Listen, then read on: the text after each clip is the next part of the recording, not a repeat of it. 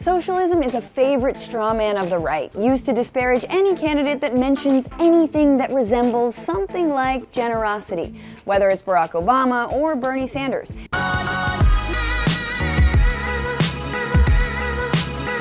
So when it comes to socialism, you speak about the generosity. A defining ethic of socialism is coercion, and you can't have socialism without it. It doesn't matter whether you talk about the income tax, because after all there's no consent involved. Consent means you require written permission. In 1843 in Great Britain there was no written permission, no consent involved for the income tax to be imposed, just as there was no consent written for the US government to impose the income tax in 1913. So, and at the end of the day, it doesn't matter whether it's in law, it doesn't mean it's right. I mean, that's like saying, a communist regime is right and you can't question any of the laws that are imposed, but the fact is you can. Totalitarianism is immoral. So, communism is immoral. So, the fact is that there's no consent, everything's done through force, the redistribution of wealth, to force people into a collective group, to strip them of their individual rights, to place the group's rights above the individual's rights. All of that is done through force. And you force that collective group to redistribute their wealth into the hands of a central group, and it just happens to be the central planner. Now, all of that is done through coercion.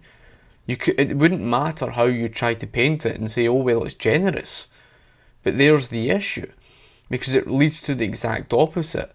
All this idea of socialism being generous is all well said and done. There's nothing moral about coercion. And every time we see socialism, it's the exact opposite of what is being generous. And this is the thing, because the likes of Bernie Sanders tried to paint the likes of these Scandinavian economies as something generous.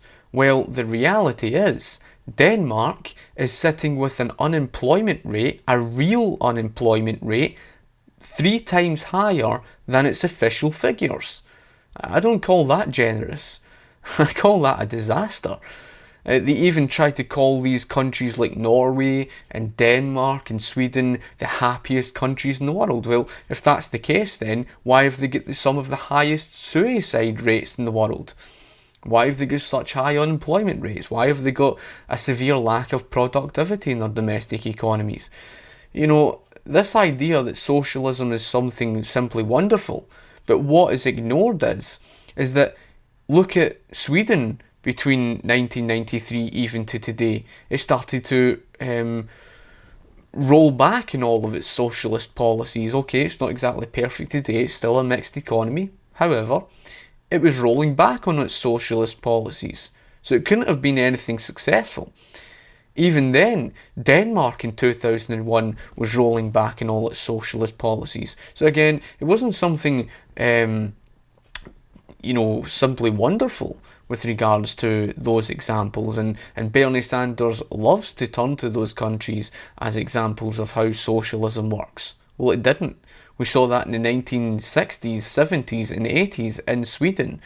The evidence was very clear of its disastrous failure.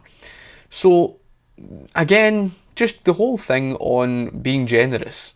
It's all well being generous, but if you have to use force to do so, if you have to strip individuals of their rights, if you have to forcibly remove money from one set group of hands to another, it doesn't matter what you call it. You call it generous as much as you like. It's immoral.